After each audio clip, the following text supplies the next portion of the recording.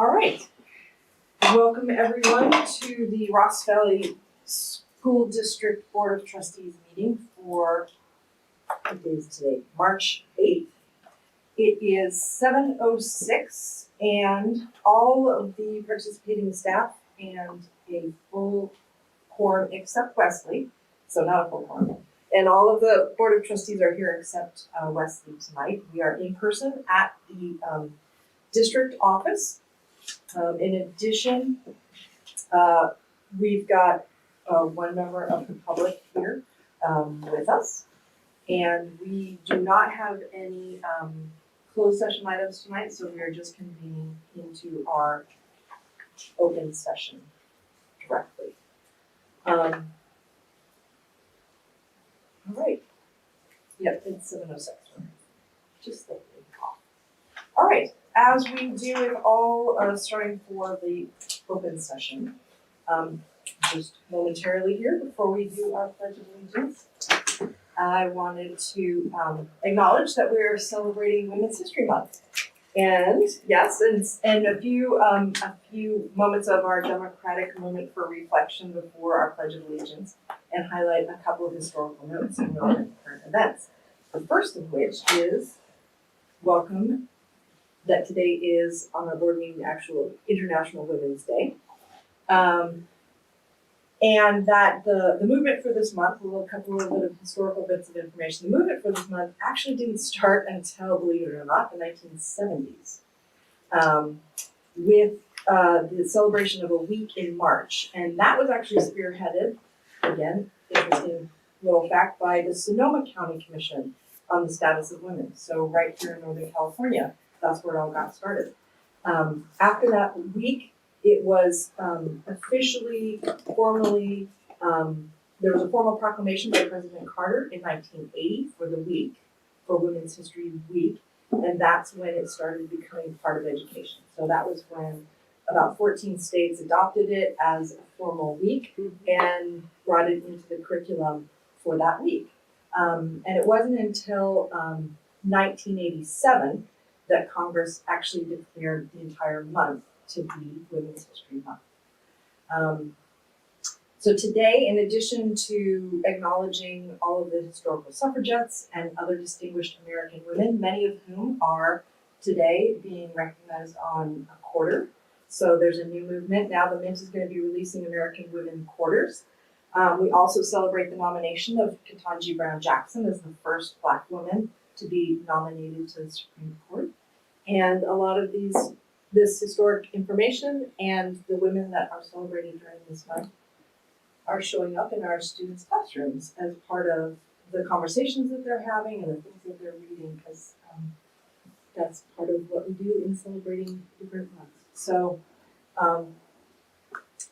one of the other interesting pieces that I did want to bring up with respect to Women's History Month and our democracy is that as President Carter noted in his speech back in 1980, with the first formal proclamation and recognition, that the goal of full equality under the law for all people could be achieved by ratifying the 27th Amendment to the United States Constitution, which states that equality of rights under the law shall not be denied or abridged by the United States or by any state on account of sex.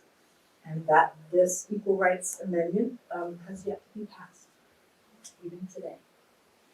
So as we say our Pledge of Allegiance, there's a lot to celebrate, and we still have a bit farther to go. So, on that note, let us say our Pledge of Allegiance. All right, ready, set, go. Pledge allegiance to the flag of the United States of America and to the republic for which it stands, one nation, under God, indivisible, with liberty and justice for all.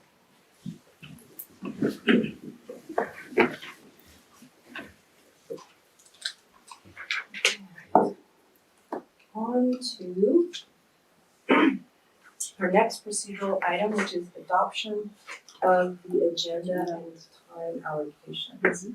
And I believe staff has one minor change to the agenda. Well, we'll keep the agenda as is. When we get to the consent agenda, we're going to pull the White Hill school safety plan because the evacuation map was not included.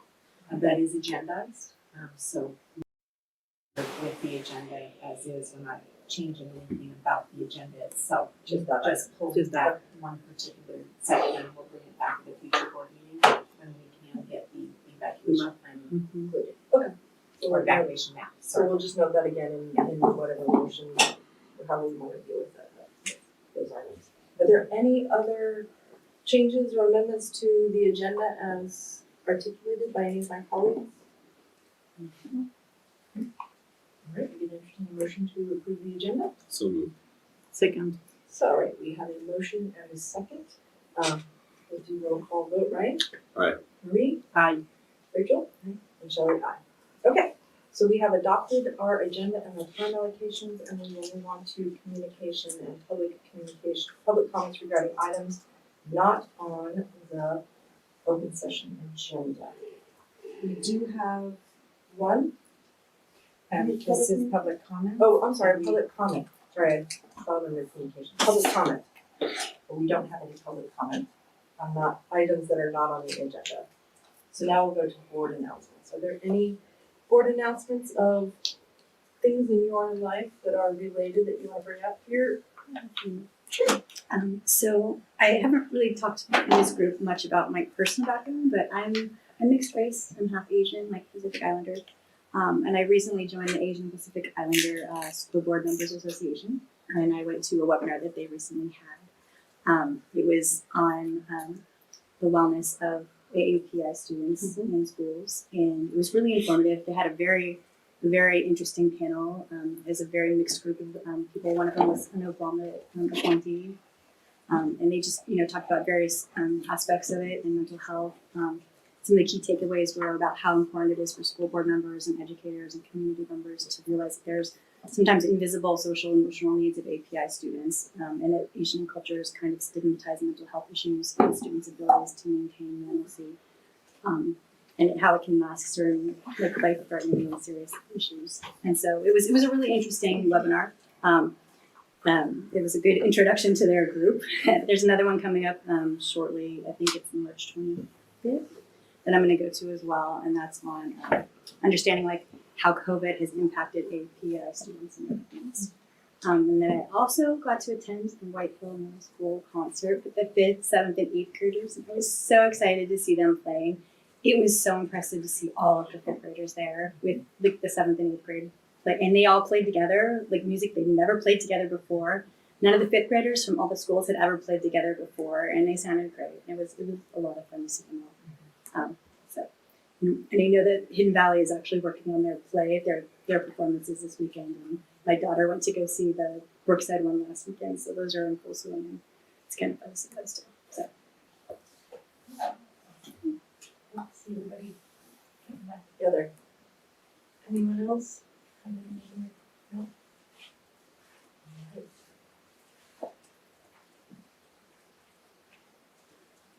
Then we will move on to correspondence and communication to the board. And we did receive some written communication that all the board members should have got a copy of, and I just wanted to check and make sure we all got that. Okay, great, so we do have that communication. And after that, we can move on to item D, which is our section with presentations and action items. Tonight we have 2 items on our agenda. One is recommended approval of the Ymca for rent relief on half of January through June. And then we've got our second interim budget. So let's start with that first one about Ymca. Yes, I just want to acknowledge that really appreciate that the board did provide the rent relief for the YMCA back in the fall to once we determined how our TK program would operate. And that without that daycare, it impacted a number of families. And so we just acknowledge that, and also again acknowledge that the YMCA has been and continues to be a real community partner. for the district to serve our students and really appreciate them. And so Chris tonight will give an update on the, is that rent relief is only part of the school year. And so now, Yeah. So I did meet with the YMCA, and they did request that we provide rent relief for 50% of the remaining payments from the January window to the end of June. And so previously, what they had asked for was 100% relief. And they've taken a harder look at what's been transpiring in their costs, and what they're requesting at this point is just the 50% moving forward. And so what you would be approving this evening is rent relief of approximately $27,600. That's the relief that we between January and June. And by doing that, that would allow them to be able to provide additional coverage for the transitional kindergarten students that get out earlier than other students. And so that allows for that coverage. It does provide a valuable service for our school community and our parents. Anybody have any questions? So the TK, it's just their normal YMCA spaces, correct? It's not like an additional space just for TK. Okay. Correct. So it's not like we're taking extra space. Okay. We'll do any clarification, and then do you want just for whoever might be listening in terms of the items that we go through on this, since we only do have one person in the audience. I'm not going to stop the flow of the conversation to do the formal, like, go out to the audience. Are there any comments? I will look over to our one audience member and see if she has any public comment that she'd like to make, and then bring her in. But if I don't see any, we'll just continue on with our conversation. So I just wanted to verbalize that for those of you who are listening and not sitting in the room and watching us have this conversation. So I'm not forgetting about public comment. We're just doing it a little bit differently with only one person. So go ahead. Yeah, so do you have a contract with them? Like, what's in here in this agreement? Is it written somewhere? I will be providing them Got an it. updated. Okay, got it, yeah. Okay, because I didn't see it here, but you will, if we approve, you will Yes. extend the contract. Okay, got it. Thank Because you. the only comment that I have is I have appreciated that they're a wonderful partner and have always been a wonderful partner, but it seems like because of COVID, there's been tighter communication in terms of the use of the space and the costs that they incur to provide, and a really nice collaboration in terms of supporting the TK students and getting a better understanding us of them and their operations and them of us. And so continuing to kind of maybe expand on that as we move forward and maybe understand more about whatever kind of extended learning opportunities kids may need to continue to finish that unfinished learning from COVID over the next year or so. I think it would be great to maybe even continue to have those conversations so that we work together in terms of both financially and services in as much of an integrated way as we can, and maybe moving on beyond just one-off requests for rent relief, but looking at how we work together. I'm not sure exactly what that means, but I think it's a great opportunity to kind of expand that. And actually, the meeting that I had with them ended up being dual purpose, because we were discussing exactly what you mentioned. There's a new program, the Extended Learning Opportunities Program, ELOP, and that does provide additional dollars to the district for extended learning.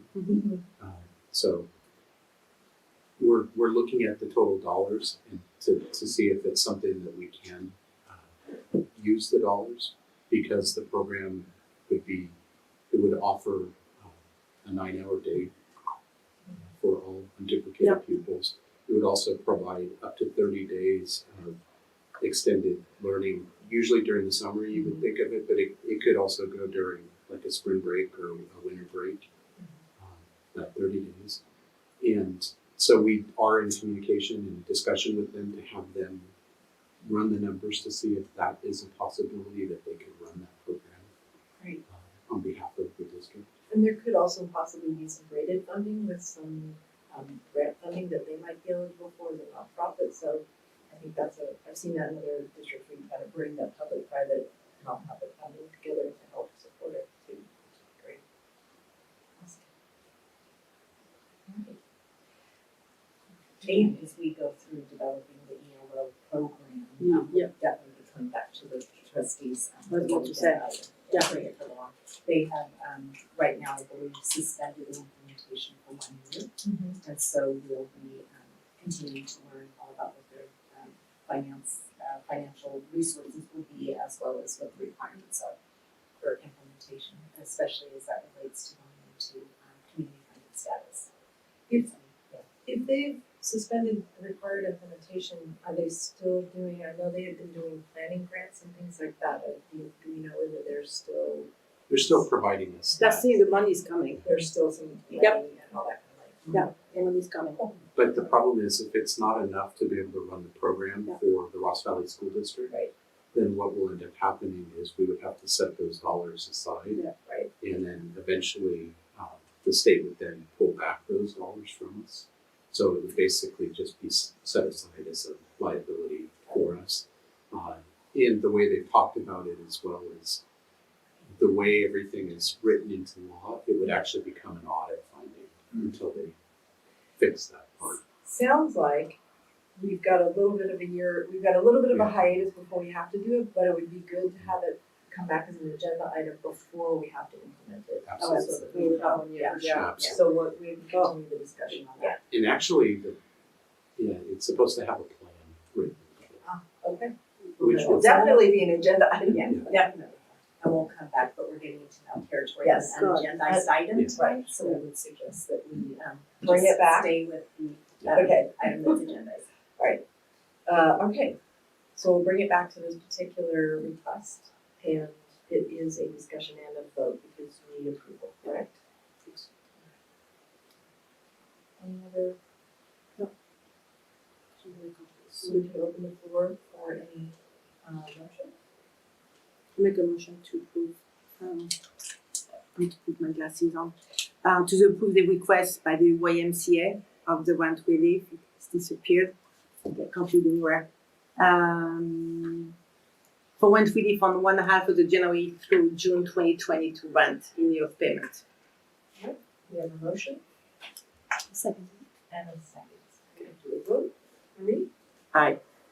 Rachel? Aye. Right. Aye. And Shelley? Aye. All right, on to item D number 2, which is recommended approval of the second interim budget report. Right, and this is Chris Carson again. So Chris, thank you. becomes the Chris show. Yes. Many meetings are. So Not becomes, that's not what we becomes have. the Chris show. Well, that's, You have to put it up on, sorry. Put that up on our screen for us. thank you. So thank you for the opportunity to discuss our second interim budget report this evening. What we'll be going through this evening is the budget information, some basics, the demographics that we have in the district, some basic assumptions, the revenues and expenses, and looking at our multi-year projections. In terms of budget basics, this is a timeline that I wanted to provide because I know it's come up in the past. In terms of the budget timelines, we have 4 budgets that we have to do every year, and they're basically every 3 months. So as you look at those, the deadlines are listed at the top. And so June 30th is our adopted budget, and it's also our estimated actuals for the current year. But it's our adopted budget moving forward. September 15th is our unaudited actuals, which is how we close our books for the previous year. Then December 15th, we have our first interim. And March 15th, we have our second interim. And those 2 budgets also have actual data through certain periods, and I've listed that on there. And then June 30th starts all over again. So it's just kind of a continuation as you move forward. Within the budget, there is a budget certification, and there are 3 different budgets, certifications that you can have. And positive is the one you want to see, which is what we are providing for you this evening. And then you have qualified and negative. And so positive just means that you will be able to meet your current year and your subsequent 2 years. So we always do 3-year budget that we'll be able to meet our financial obligations. And then down at the bottom, negative just means that you will not be able to meet obligations. Qualified is in between. When looking at our demographics, our enrollment is really something that we need to keep an eye on, because that ultimately drives what your local control funding formula revenues look like when you're a state aid funded district. And because it's a component of your ADA. And as you look at it, what you will notice at our enrollment trend is a drop in our enrollment. And so what we're projecting are continued drops as you move forward. The green bar is our current budget, and the two bars to the right of it are our 22-23 and 23-24 budgets. And we are anticipating a drop in enrollment as we move forward. I mentioned that enrollment is a component of the total LCFF revenues. Average daily attendance is actually how it is, or ADA, is how we term it. That is a measure of how many kids of those that are enrolled actually show up to school every day. And so as you look at it, your budget adoption is how we started the year. First interim was in December, and second interim is this evening. And what you'll notice is a trend in the top part of the table. You'll notice a trend that we're dropping our budget. And the reason for that is there's a multitude. Number one, what we're seeing is a decline in our total enrollment. But number two, what we're seeing as a result of COVID is a decline in the number of kids that are out sick. And so you'll see that in the table at the bottom half. You'll see how we're actually dropping our average daily attendance. What we started the year with was 96.2 average attendance rate as what we assumed. At first interim, I dropped the current year down to 95% based upon the numbers I was seeing. Well, in January, what we were seeing was a real large drop in our ADA as a result of Omicron variant. And so I've dropped it again. And then because of those drops, I've also then adjusted my numbers in the out years. So I just wanted to make sure that everybody sees that. Correct. And the thing that is important to note is we always talk about our attendance and how that is measured, and we talk about P2 attendance. And P2 attendance is it's a measurement date that we use, and it's always the last whole month ending prior to 4/15 each and every year. And so that date can change slightly, but it's always based upon that piece of information. I just wanted to make sure everybody understands that. Are there any non-COVID trends? Declining enrollment. Like, I mean enrollment, not enrollment trends, but like average daily attendance trends in terms of, do families start off strong in the beginning of the year and then attendance drops the second half of the year, Yeah. generally speaking, or anything like that would be? You will actually see exactly what you just said. Okay. You always start the year, and this happens in every single district, with really strong attendance. But then throughout the year, you end up with the weather changing and more people are enclosed and more close contact, and people start to get sick. And what ends up happening is more and more people start to miss, and it just happens throughout the year. And so if you look at your attendance rate in December, it will always be higher than your number in April. Thank you. So.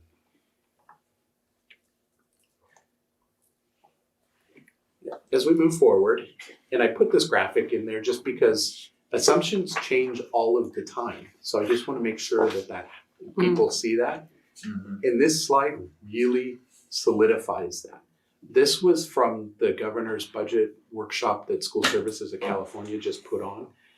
And it's kind of a joke. They're calling it changing COLAs, which is the cost of living adjustment on the LCFF revenues, the local control funding formula revenues. And what you notice is and I'm far away now, so I think it's a gray bar, which is the one to the left. It says 2020-21 governor's budget proposal. That is the earliest budget that they provided, and then the orange is the 21-22 governor's budget proposal, and the green, the 22-23 budget proposal that just came out.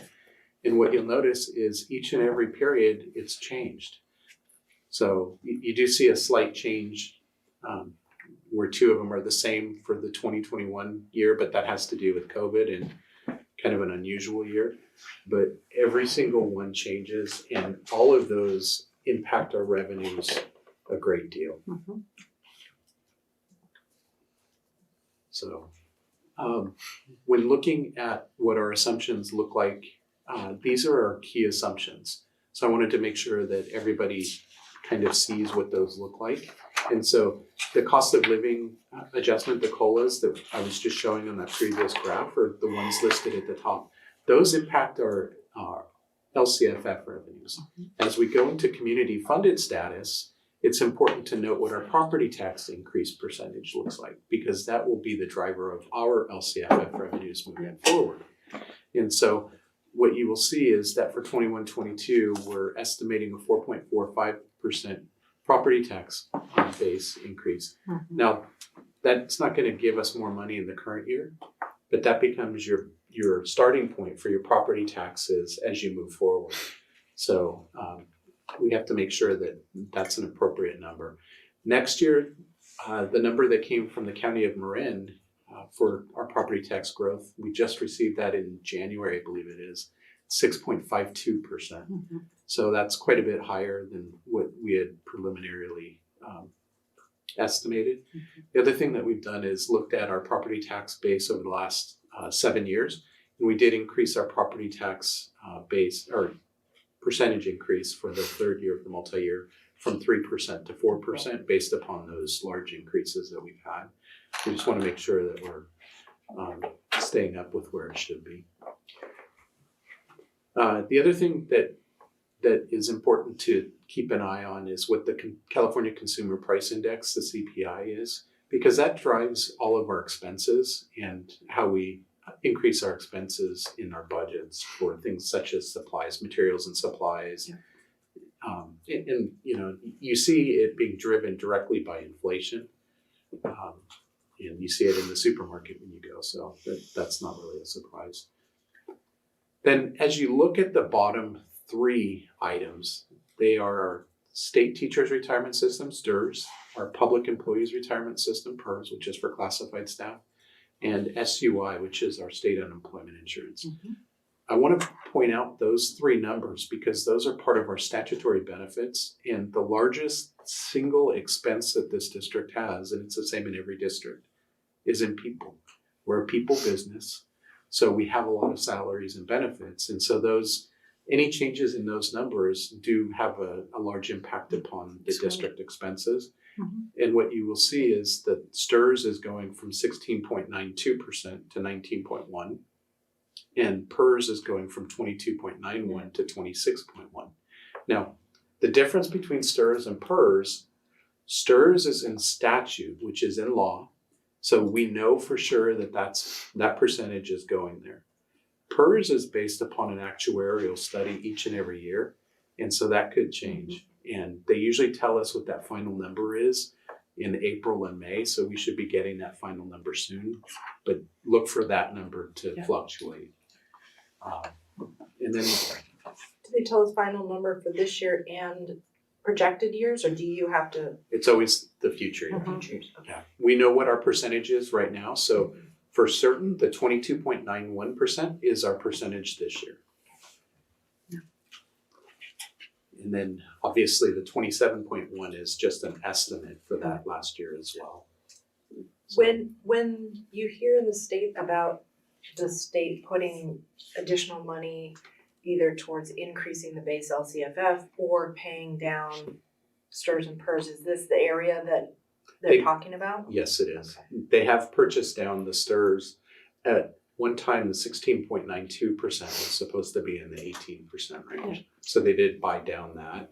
But moving forward, there's no additional buy downs Going forward, The other thing that's important to note is our state unemployment insurance. This year, as a result of COVID, it went up to 0.5%. It was actually 0.05% Before.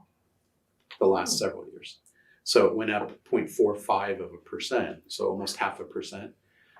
And right now it's estimated to stay there until the third year, which I think they've actually already set it up so that it will go down to that 0.2 again.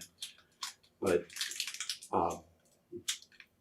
SUI is the dollars that are set aside to pay for staff that are unemployed that are receiving additional funds. So the other thing that I want to point out, and I put it in a footnote down at the bottom, when you see that 5.07% COLA up in the top left for the 21-22 year, that's what we're being paid. We're calling it the funded COLA, but that's not what the true COLA is. It was actually 1.7% for the current year. The reason for the difference is because the state is making up for the COLA that they didn't pay us the previous year due to COVID. And the next year too? No, that's actually, the 22-23 is what the estimated COLA is supposed to be, but it's also driven off of the CPI. So as you see higher CPIs, expect higher COLAs. Okay. So that's important there as well. So then we get into our budgets. And I have just some simple pie charts for this, for both revenues and expenses. And the reason I want to point this out is because as you look at this, on the revenue side, the single largest piece of pie is your LCFF revenues. And so the bulk of the dollars that the school district receives is in LCFF funds. From the state. From the state, correct. But then as you look, the second largest piece of pie is the parcel tax. So that's an important thing to note because that's something that the taxpayers in our community have approved. And so that does help the district a great deal as well. And what's in the other state that's not LCFF? Other state, so federal is things Mono. like your Title I, your Title II, your Title III dollars, all of those. It also includes your federal COVID funds like ESSER 2, ESSER 3. State includes things such as your earning ELOP programs, your ELOG, all of your state COVID funds, but it does also include other sources such as state special ed. You have some dollars in there for that. Okay. And some additional sources, but that's generally what's in those things. Categorical groupings of funding. That's actually what it is. Yeah. Your federal and your state are categoricals, Most of as them. are your local. As our Yeah, basically everything that's not in, LCFF. for the most part, in green. Parcel tax though is a general. It's in general fund, but we set it up under a categorical. Got it. Okay. So when looking at it on our budget, it's on the restricted side. Okay.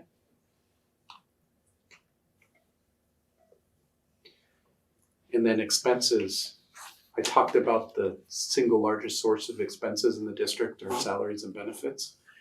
I think that pretty much summarizes what I was saying.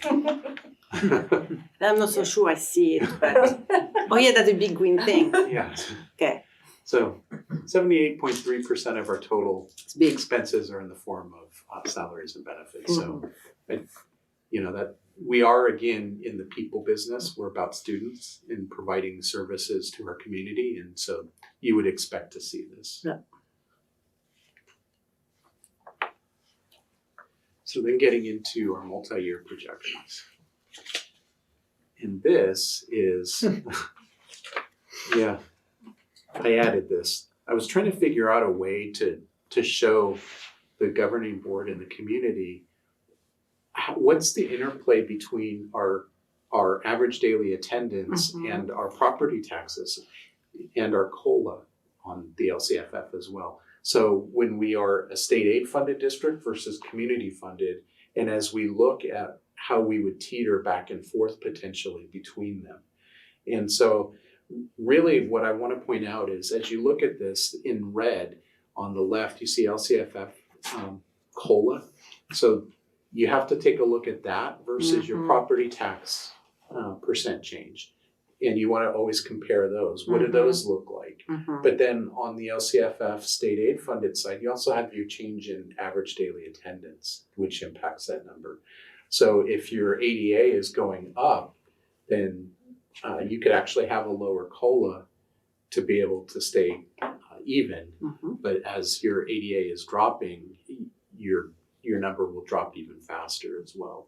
So those are kind of the interplays between them, and it's kind of that balancing act as we're looking at our financials, what causes us to flip in and out of community funded status. Yeah. The other thing that's important to note, and I have it down under the year 2 to the right, in year 2 of being in community funded, we would lose our supplemental taxes, and we would also lose our we would start having to pay in lieu property taxes.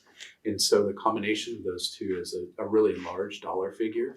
And so it's also possible that you could flip in and out simply based upon those two numbers.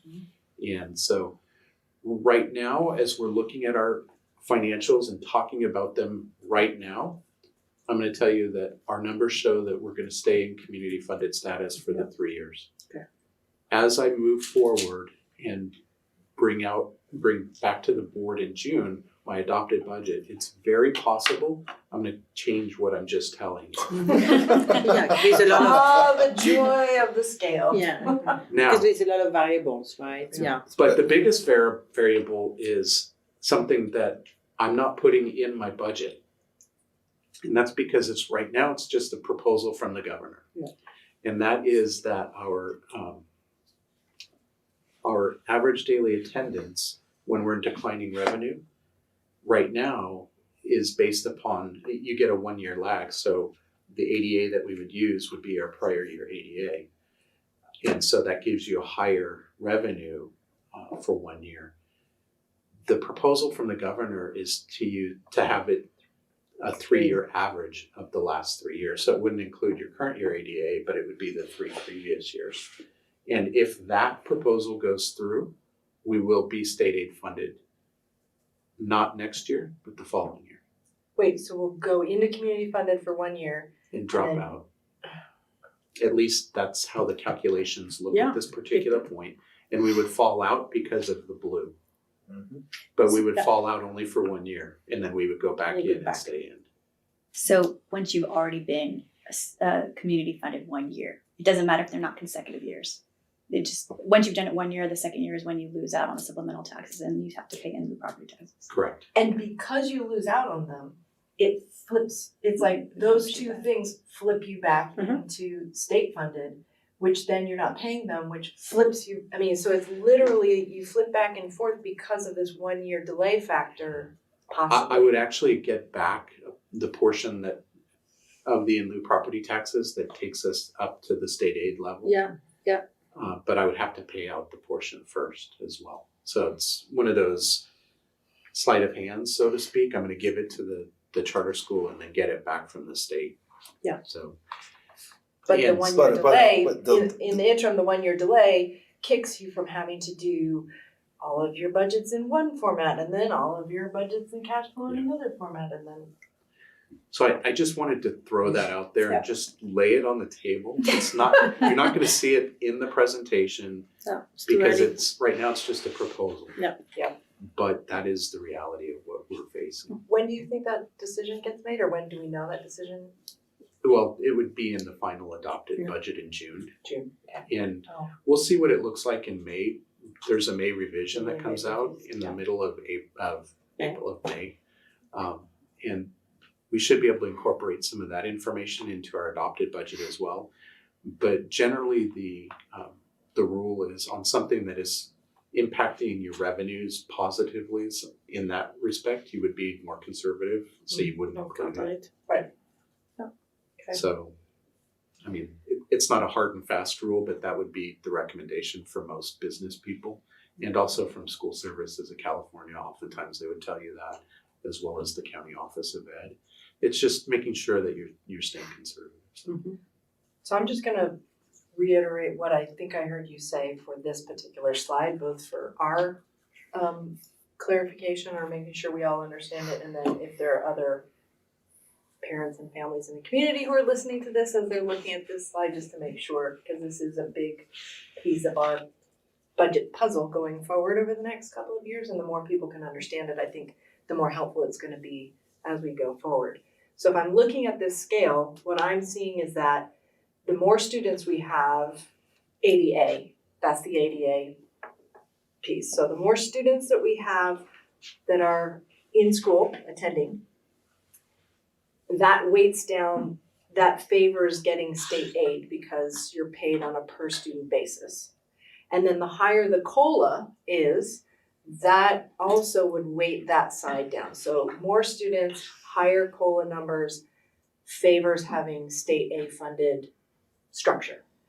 Conversely, and then that's weighed off against the property taxes. So if the property taxes go up, and as property taxes go up, it weights that side down.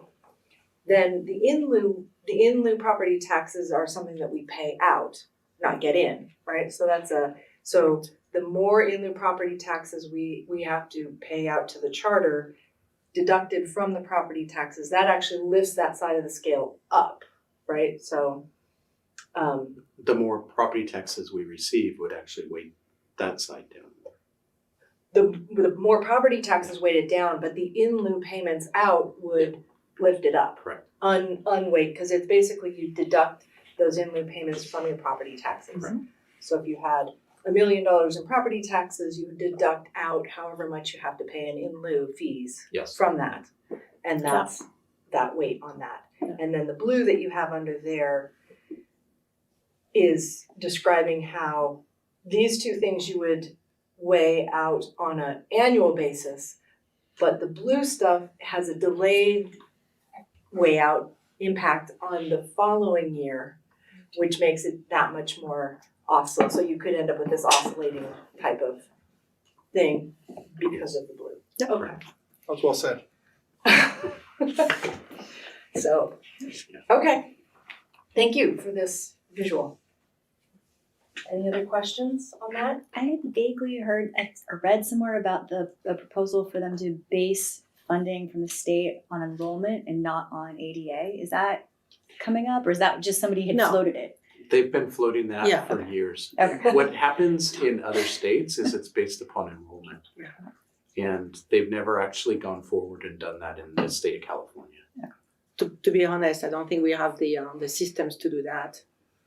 The way you are reporting enrollment in CalPAD is very different from the way you are reporting attendance. You report attendance at the agglomerate level versus you report enrollment at the kid level.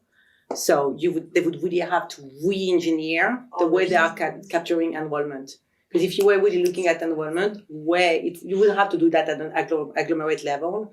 So I don't really see that happening really super fast. They would have to really engineering the system completely. Yeah. And then the other part of that is when we talk about enrollment, we always use our CBEDS date, Yeah. which is one date every year. Yeah. And it's the first Wednesday in October. Right. And it takes about 2.5 months to get to that number to be super clean. So there is no way you could really do that very often, right? So they will have to really change the way they are capturing enrollment completely. Wow. But I do believe part of the theory was that our expenses are not really based on ADA. It's not like you have less teachers because you got a bunch of students kids are sick in the classroom, right? Or because Yeah. if your ADA goes from 96% to 95%, Stuff to it's keep not the lights less on. teachers or less janitors or, less heat in the rooms. And so I think that's one of the arguments for enrollment is it's really driven on how many kids you are supporting. But it sounds like They would have to really would have to change, really like change it. they would have to change the way they are capturing the data, the philosophy of capturing that data. And I really don't see that happening personally. I see that would be interesting. Would love to see something like that, but it would be They Well- just started capturing data for students in the last several years. They didn't have that ability for many, many years in the state of California, where you would go down to the student level for the state. Yeah. And so they call it the CSIS. The whole of Silicon Valley.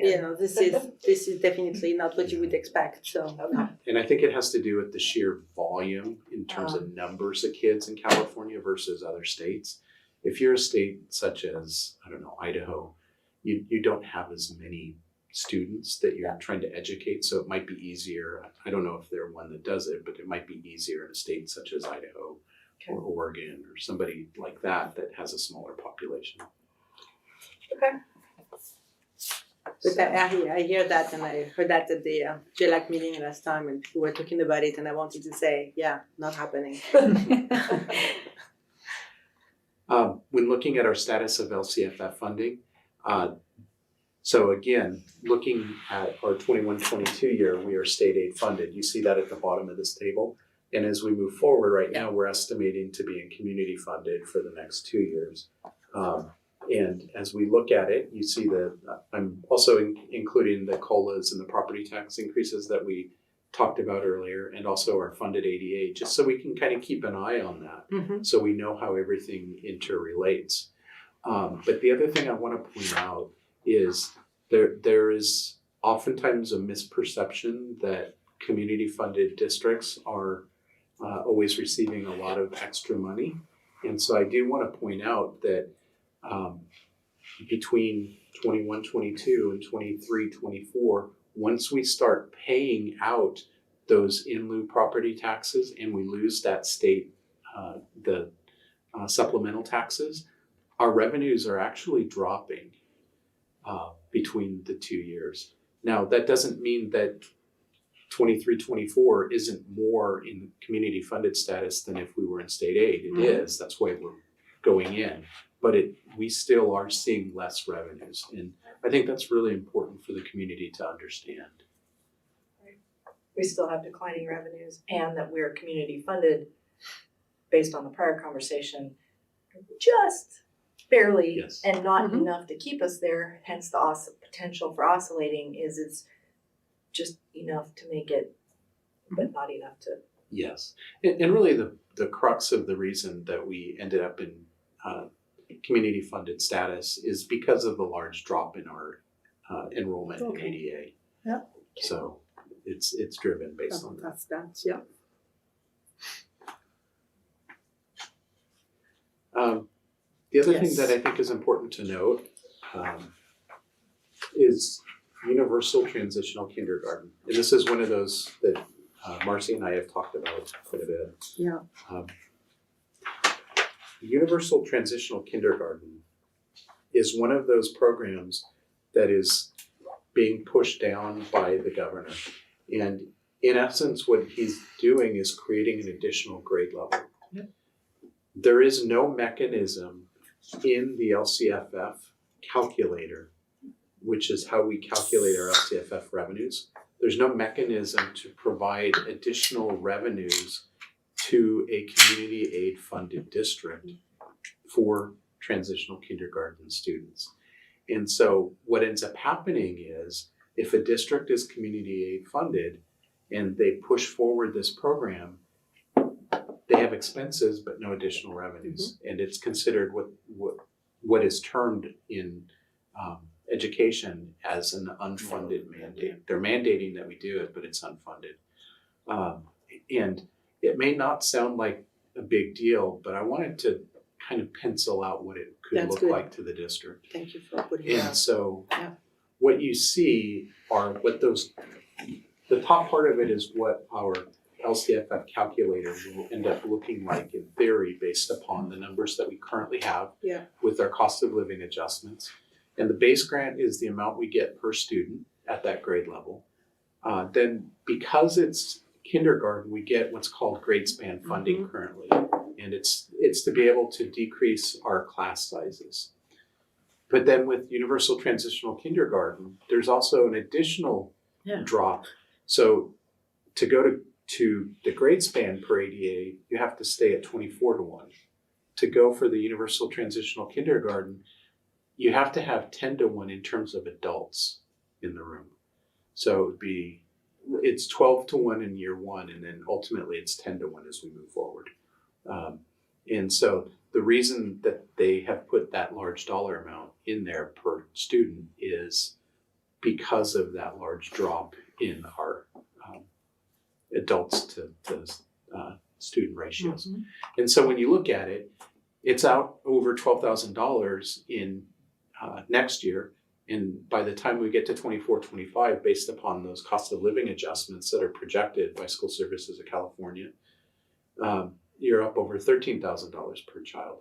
And as our enrollment in ADA increases in universal transitional kindergarten, you see the large changes in revenues that would ultimately be lost to the district. I do want to point out one thing. I've gone out one additional year here because I've been talking about 3 years and it's 21-22 as the first year. So I just you did. push it a little bit. I just did it so that you would see what it would look like as soon as we come back in June. And just to clarify, by lost revenue, this means if we were in community funded status, not state funded status for these 3 years. Yeah.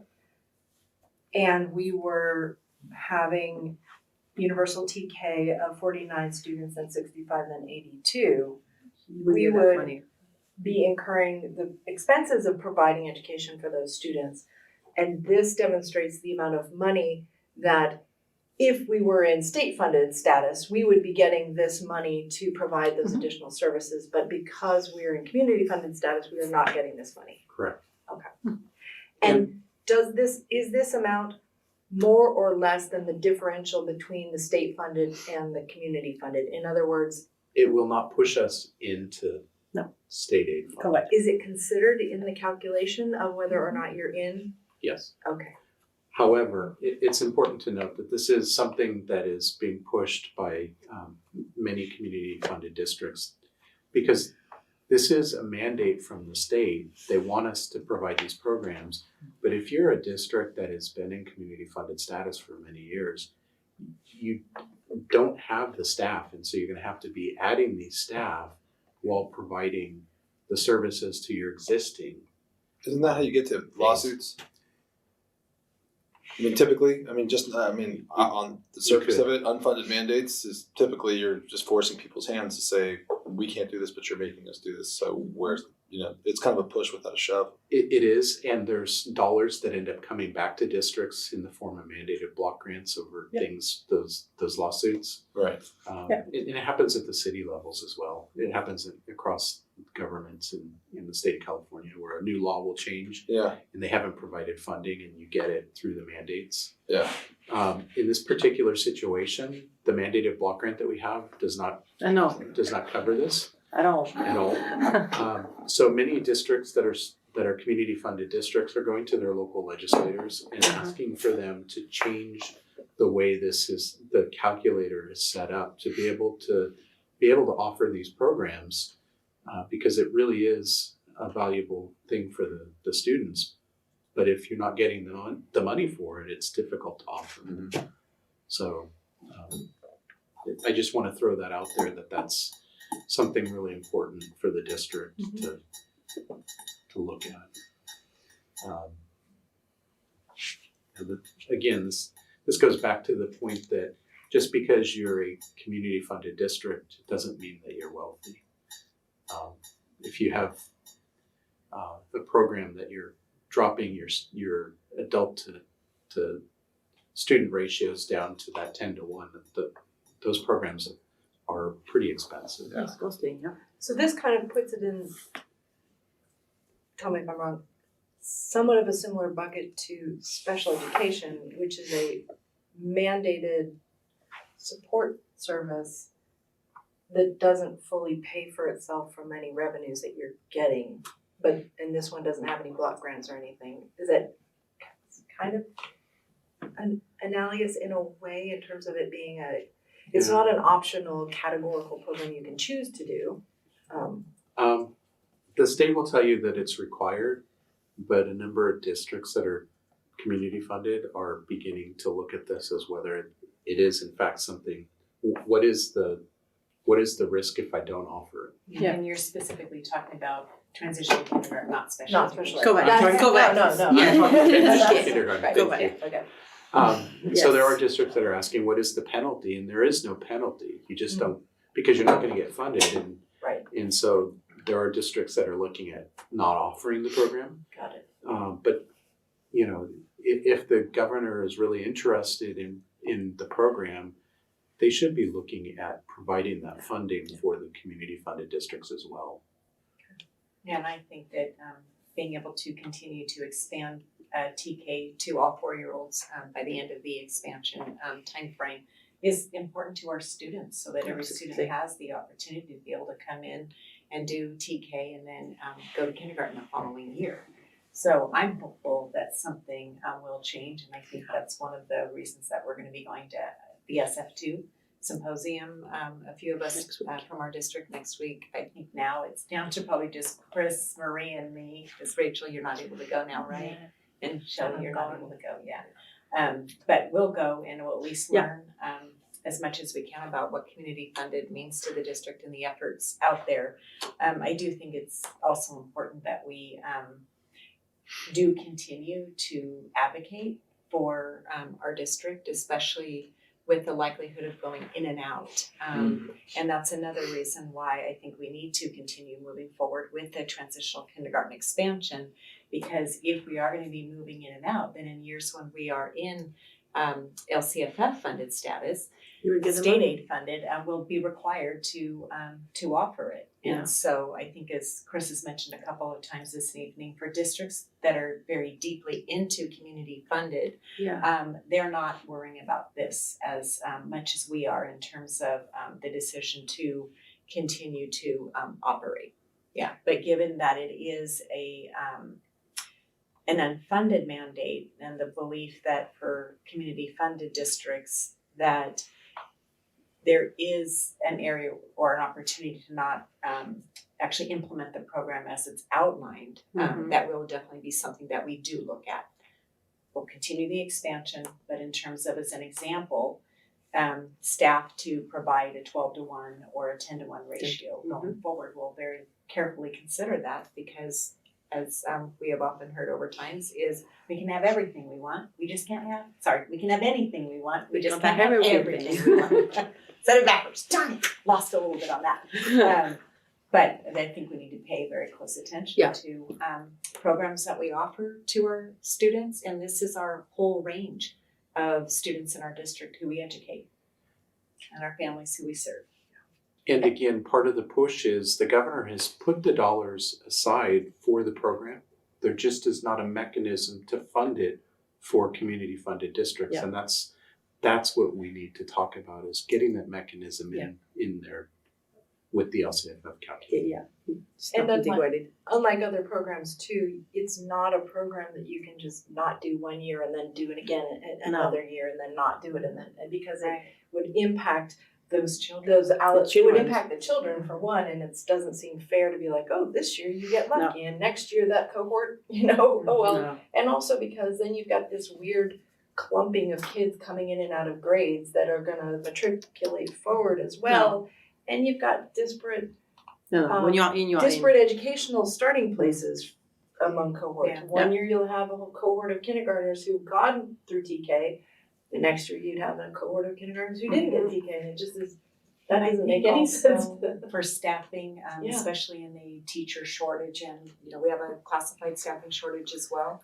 It doesn't work well to have where you're able to add staff and then you have to lay them off. It's one of the I think ramifications or downfalls to our teacher shortage as it is the Great Recession, and how that impacted the ability, and districts had to make massive layoffs. There's not a lot of young people nowadays who are looking at going into the time you have to take to go into college, to go into a profession that potentially may not be there for you. And so it's I would like to ensure too that we provide as much consistency for our students and for our employees as possible. Both to ways. get the programs that we offer and the services we provide. And I appreciate what you said just about looking at, one of the things that we do is looking at our budgeting through an equity lens in terms of creating equitable access to educational resources. And as we know right now, preschool is one of those areas, kind of kindergarten readiness is one of those areas where there is a lot of inequity in terms of how students come to kindergarten ready or not ready, because there isn't a universal access At least which at this time. at least at this time, which is what this is pushing towards addressing. And so just raising up in terms of thinking of this through an equity lens is the right thing to do through an equity lens is to help improve that readiness for kindergarten for all students in terms of their access, so. Absolutely. All right. So as we move forward, now this is looking at our total general fund, unrestricted and restricted. But then I've included the unrestricted reserve percentage down at the bottom. And so as you look at it, what you do note is that in 21-22, we are projecting an increase. And again, that has to do with maintaining our revenues at the higher level of our 19-20, even though we've seen a drop in our base. Mhm. Then you see in 22-23, our revenues, they do drop, but as a whole, but they're not dropping all the way down to what you see in 23-24. Keep in mind that this does include many of your COVID dollars as well, so you do see some of that, but again, going back to the LCFF slide that I was showing you a few minutes ago, you do see that drop in our revenues between 21-22 and our 23-24 as well. That's part of that drop that's there. And so what's also important to note is that our unrestricted reserve percentage is expected to be roughly the same between the 3 years. And so as you look at that, one of the driving forces behind that, because as you look, our ending balances are actually less, but our total expenses are dropping. So that helps to adjust for that as well. So just keep that in mind. Yeah. But as a whole, we're sitting up above the 3% that's required by the state, and then the additional 7% that the governing board has set aside as a requirement, so a total of 10%. So we are above that. And the clarification, the first two columns are first interim, second, they both have the same dates on them. 2021 and 21. 2021. Last year. The reason I like to show the last year Yeah, is because it's the last full of year is the only one that is actually actual. Yeah.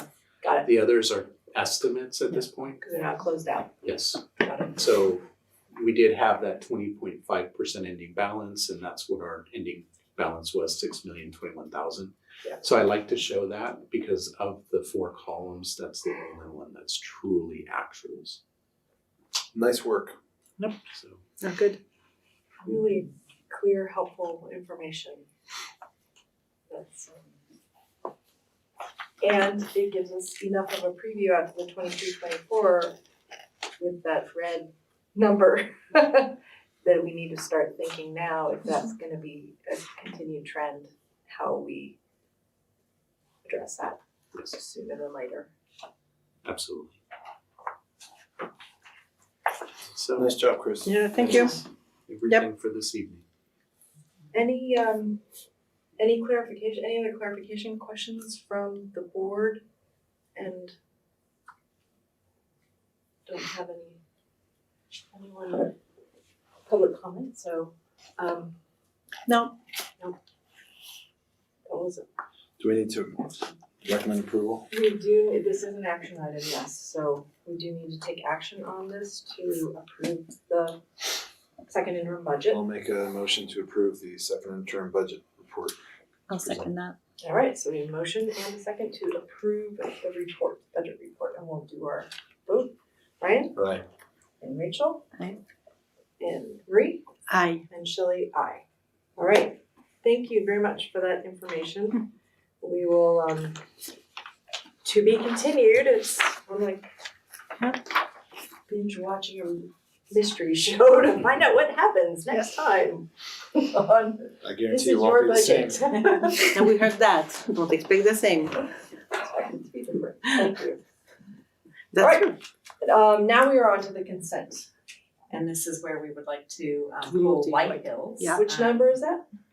Um, Item number Two. E2. E2. E2, okay. Yes, so we'll pull White Hills Safety Plan and we will put it back up at the next board meeting on April 12th, as soon as we can get the evacuation map. Okay. Are there any other questions, clarification questions or issues? So we're leaving the other site plans Yes. and just pulling the White Hill out. Okay. Just pulling the White Hill out of E2, but leaving all the rest of. On the other safety plan. I'll Yes. move approval. Yes. I second. So we have a motion and a second to approve all of the consent items with that one amendment of pulling the White Hill Out of E2. out of E2, E2. but everything else in E2 stays. Yep. All right, we'll go ahead and do a vote then, right? Aye. Ree, Aye. Shelley, I, and Rachel. Aye. All right, okay, consent is approved.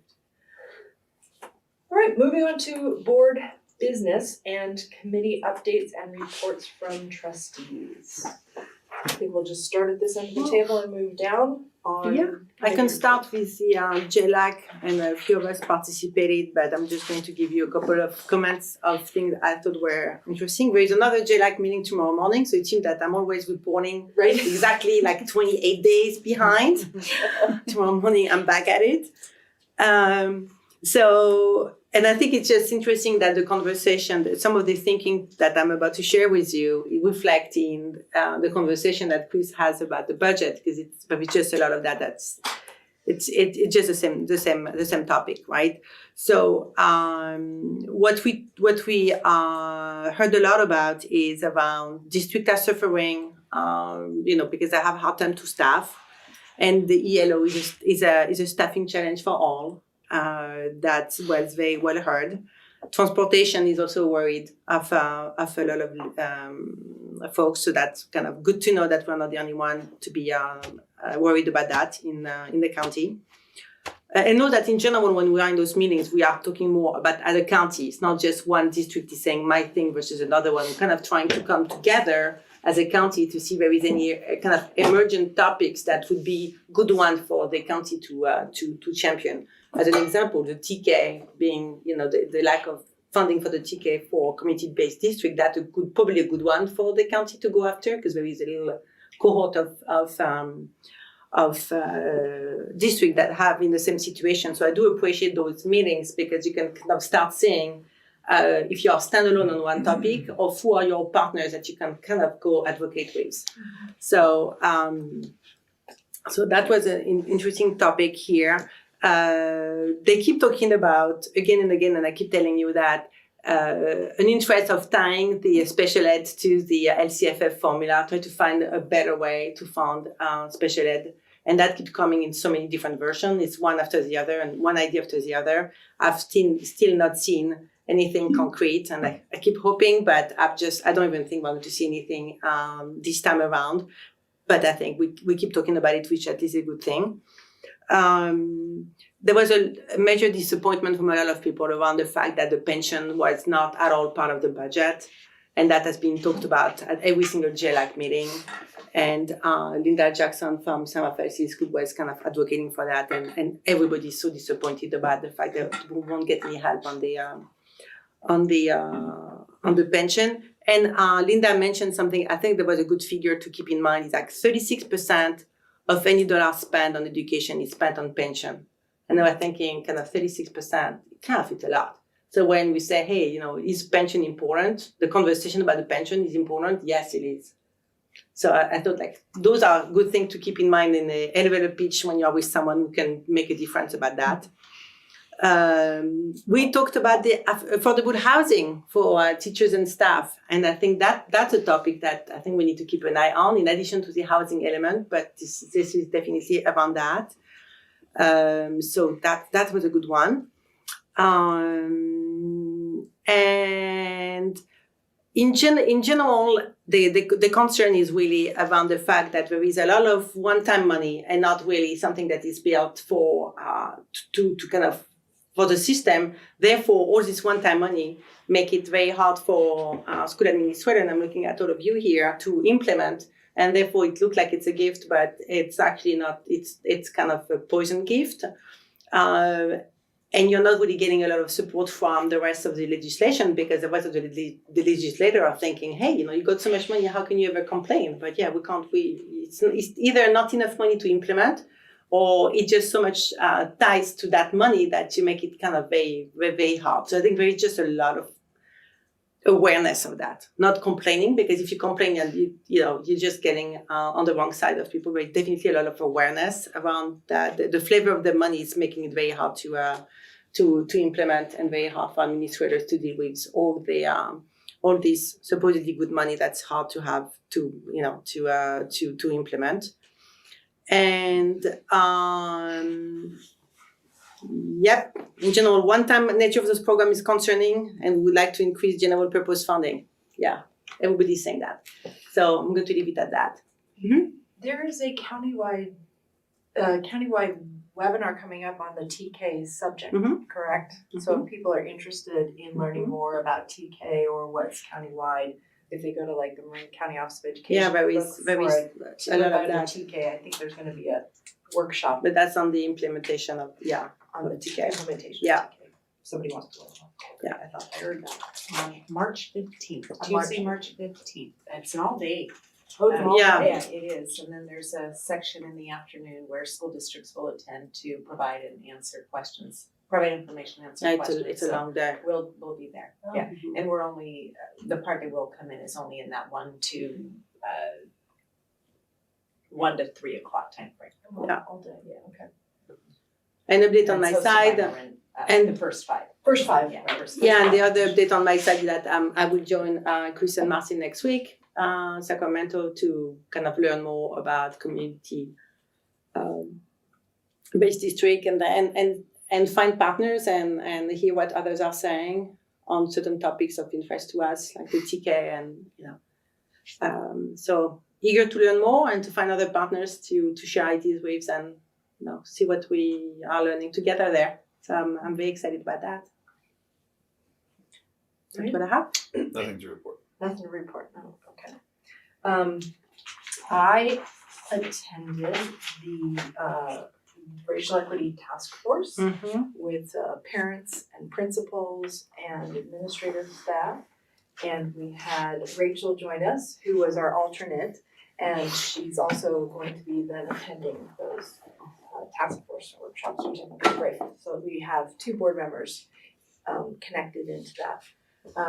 I think it's also a really good example, and I think one of the things that for the public to understand about how we do our work as a board and what we do here in board meetings versus what happens in other kinds of meetings that we participate in.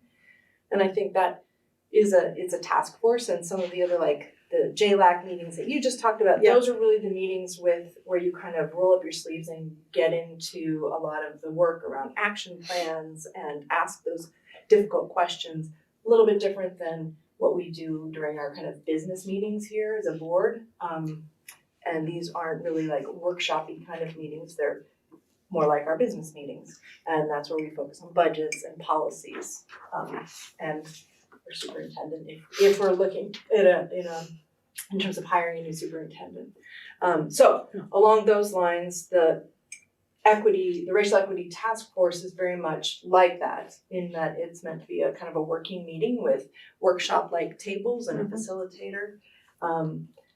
It's a great group of really passionate and engaged parents who have hung in there for a number of years in terms of wrestling with a very difficult, challenging issue, and the way that we're working as a district to address racial equity issues. There's a solid and everyone at the task force is aligned around the district's racial equity action plan, which is on our website. So if anybody wants to take a look at what is in that racial equity action plan, Julia, you've given us lots of presentations on it up here as a board.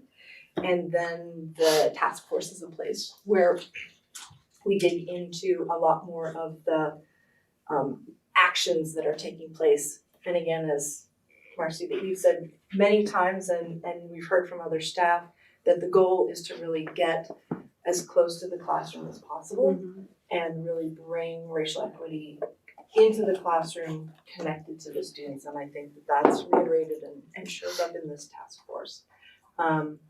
This last meeting was really looking at kind of the role of the task force, and as I mentioned, there's parents in this group, there's principals who come, and then there's administrators. So and then there's board members. So it's a multi-stakeholder group working on all the different parts of the action plan. And I think we're looking at how do we all play a role and complement each other with our different roles and align those roles or connect those roles like a puzzle that all fits together and moves together in a common direction. So as a task force, that was kind of, I think, what we were working on at this last meeting, was talking about what are the roles that we play, how can we all move together, and understand how to complement each other's roles with some clarity. So I think that's the update that I would add to that. So Thank you. Okay. So I got to attend the racial equity meeting, which really just whatever. there's 4 of us on this up here and then we're all there. So Yeah, no, it was great. It was such passionate parents. It was great to see them there, and I'm so grateful that they're involved in the task force. And I kind of just spent the evening absorbing everything, since it was my first meeting, and kind of just getting a feel for what the group does and how important it is, and just seeing how everything works. the other part that I was going to mention that I was really appreciating your participation in, because you're also the liaison with DLAC. Yes. And so I think that is another piece of the equity task force to continue to look at strengthening. So I really appreciate that you're going to be participating, and maybe can help add that too. Yeah. I was also at the Yes board meeting. So that was interesting. There's also an racial equity member on there, I believe. Yeah. And so I got to hear all the fun Yes updates. Their fundraising number as of the end of February was $748,000. So they're doing really well. They're 84% of their goal. It is still like 25% of a reduction from their 2018 number goal, but after the 2020 school year, they're just pleased that people are participating again and contributing. They've made their monthly payment to the district, and they are focusing on gearing up for their fundraising participation challenge, which runs in late March through April. And they're to those parents who've already donated, they said that they're working on their communication and outreach, so they're not going to be repeatedly messaging people who've already donated. So you're not going to be hammered if you've already given your money. They're providing small incentives in addition to a mountain bike for classroom participation. So there are ways to win things if you want to donate. There's going to be some more Meet the Teacher interview series coming in the next few months. Those are really great. You get to like a snapshot of what the teachers kind of why they're teaching and why they're passionate about what they're doing. There is an art exhibit at Red Hill for Manor. So if you have kids at Manor, you might poke around Red Hill and take a look at the glass display out there. Nicole and Jasmine, our 2 art teachers at the elementary level, went to the National Art Educator Convention in New York City, and there was a focus on equity, diversity, and inclusion, as well as social emotional learning. And so they were grateful to have the opportunity to do that. And I'm hoping to hear what interesting stuff they come back with when we have the next meeting. So I want to know what they learned and what they pulled out of that. 6th grade at White Hill is working on, in the enrichment, they're working on ceramics. 7th and 8th grade are doing digital selfie projects and kind of trying to show who they are as individuals. They also completed a Safe Routes to School poster contest, and 3 students had their work selected. So they're going to be displayed in upcoming events and kind of advertising it. And it was the May the 4th Be With You theme. So I'm kind of curious to see what those are. And That's the date. That's the bike and walk. That's the 4th. Yeah, that's I the love walk it. and roll date. Yeah. The studio students are doing a painting unit on landscape art that's inspired by African American artists from the 50s and 60s, and they're also doing work on painting inspired by mate. I'm not sure I'm pronouncing that right. Bark painting in Mexico. So I want to see what that medium looks like. I haven't seen that before, so that's pretty cool. And then ceramics are doing face relief sculptures, so they're masks that they're doing, which is kind of funny since we all just kind of have the face mask mandate coming way soon. And then graphic designs are doing a doodle contest for like the Google design contest that they do annually. So they're working on that and finishing up the yearbook. In music, they had the big music concerts for the 5th, 7th, and 8th grades. So choir, orchestra, band. They all got to play and perform, and it was the first time that the 5th graders had had the opportunity to do that in a couple of years. And so I think it was really impactful. And the parents, I guess Pete Santucci said he got feedback from the parents that it was really important for the kids, I think, to experience it. Two music teachers went to the All-State Music Concert in Fresno, I believe, and so they had a positive experience. And right now, the music department's working on the spring concert plans. As everything is constantly changing, they're always revising what that's going to look like. But they want to find a way to see the 5th grade music classes perform again. And I know that for the middle schoolers, they're trying to find an actual like performance venue so that the kids get an experience to perform in a theater as opposed to our gym, which is fine because it's still a performance. But they're kind of trying to elevate the experience that the kids are going to have as performers because these kids have worked really hard and it's been a tough few years in music to try to keep it going. So the kids that have persevered, they want to kind of give them the opportunity to showcase what they've done with that time. And then for White Hill students who are musicians, they are planning to attend a music festival competition in Great America. So I'm eager to see how that goes. And then theater, the Wade Thomas production was a success and everyone seemed really happy to be back in the Playhouse.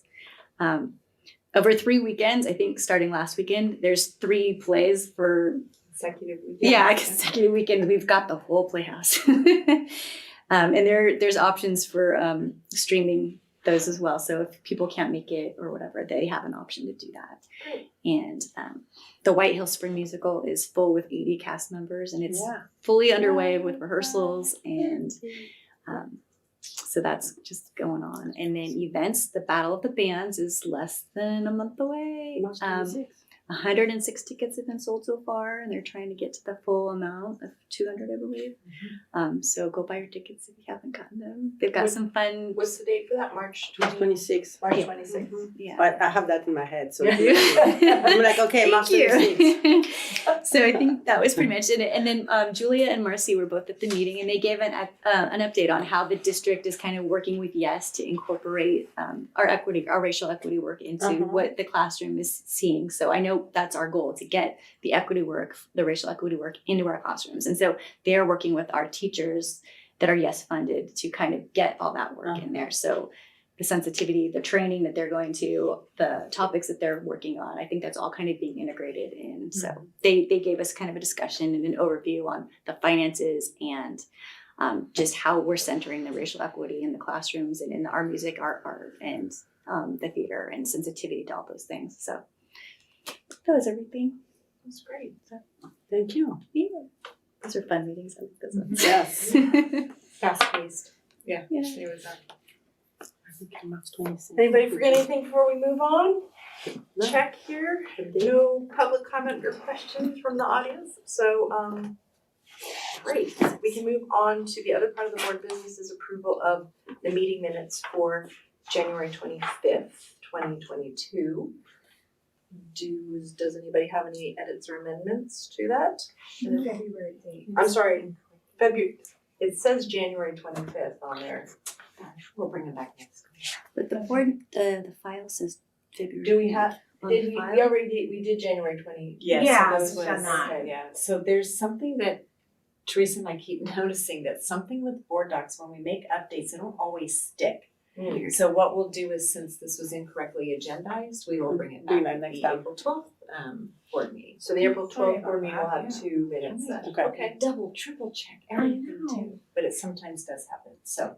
Okay, Yeah, so unfortunately, so we will not have minutes tonight were from the the, February 8th meeting. so the February 8th, the Not until attachment says February 8th. Yeah.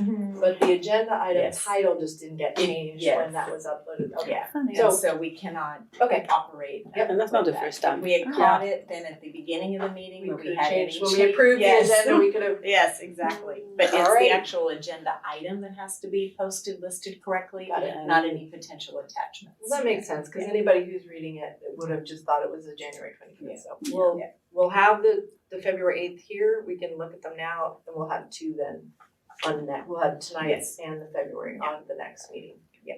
Okay, then we will not Not do business on that item, but we can move on to approval of the draft 22-23 Board of Trustee calendar of meetings. So this we saw last time. Yep. And it came back to us with our proposed dates. Knowing that we do the best that we can to be available for all of these, and we've had a chance to look at our various holidays and stuff. Is there any other questions before we go ahead and formally approve the board? No. Alright, Good, then then we do need to do a vote, this is a discussion and I make a vote. motion to approve the calendar for next year's board meeting. Alright, I'll second it. so we have a motion and a second, let's vote. Marie? Aye. Rachel? Aye. Shelley, aye. Ryan? Aye. Alright, we have officially approved our calendar for next year, so. We're all in for another year. Alright, on to the superintendent and cabinet report. Alright, thank you. And we'll start off with Chris Carson this evening. Anything else to add? Back to Chris, you got anything else for us, Chris? We heard enough, thank you. We always wanna hear from you though. Nothing this evening. Nothing to see. Thank you. All right, Julia, curriculum and instruction and anything in HR too. Awesome, yes. All right, well, I'm gonna start with math. So on March 1st, we took our White Hill Math Department and so it was all of our White Hill Okay. math teachers along with Matt Catanzarete and our MTSS partner Amanda Wagner to MCOE for a fantastic day with a math educator named Fawn Nguyen. And Fawn is and she's somebody I've been following for years. I first saw her speak at a Silomar, which is a conference, a math conference that comes around every year. And she's just wonderful. And so I was working with a group of other curriculum directors in the district along with Beth Credible from MCOE. And we were deciding together we really wanted to find someone to work with our teachers on steps towards incorporating the new California framework and really this shift towards problem solving. So she titled her workshop, School Mathematics Needs More Problems and Fewer Exercises, and gave a really compelling argument for the need to balance mathematics instruction between the procedural and the more problem-solving oriented. And we spent a lot of, I'm looking at our public here, because our public was there with us. We had a great time. And we spent much of the day just doing really good, really meaty, fun problems. And one of the first things she said in our workshop is math is beautiful and math is playful. And that's something that we forget in school mathematics. And so it was just a super inspiring day. There were 40 or 50 middle school math educators in a room together. And then we have this week on Thursday, another release date for the department to then take all that we took in from Fawn and put it into practice. So we're really looking forward to that day and doing some planning there.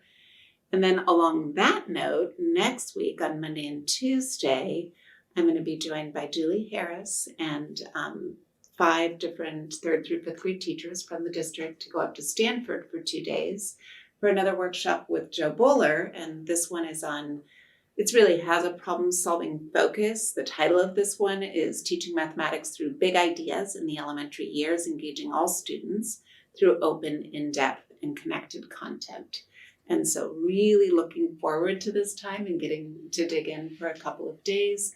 And I love how articulated these 2 professional development opportunities are. And of course, we brought our middle school teachers to Stanford earlier in the year. So there's a connection there as well.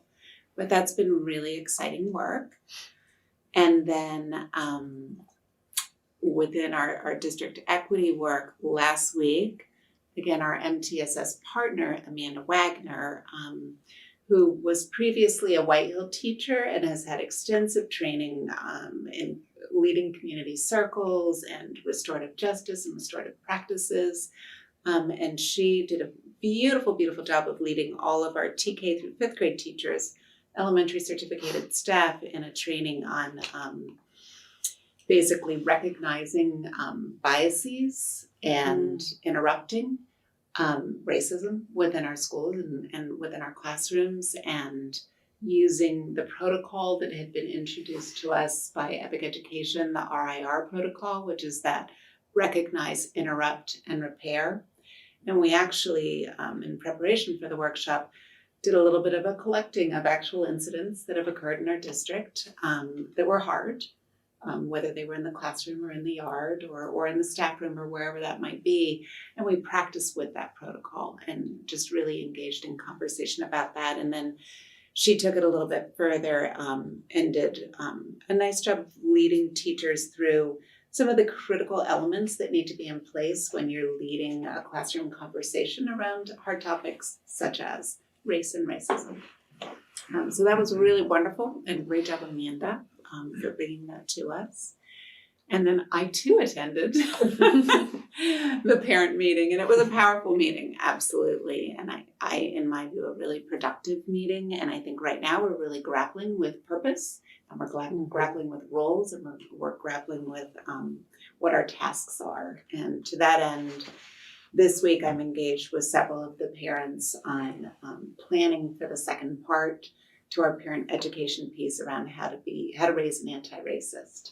And so parents joined us in a meeting previously to plan with Charmaine Pattinson, who brought us the workshop before, and she's taken their feedback and has put a proposal out, and then we are meeting again with her this Friday to kind of flesh it out. And I should have the date in front of me. You don't have it off the top of your head, do you? Remember. Um, I think we had to switch it because it was going to be on Golden Bell It's not on March 26th during the Battle of the Band, right? Date Okay, or thank you. something. I don't remember. I'll look it up in a moment.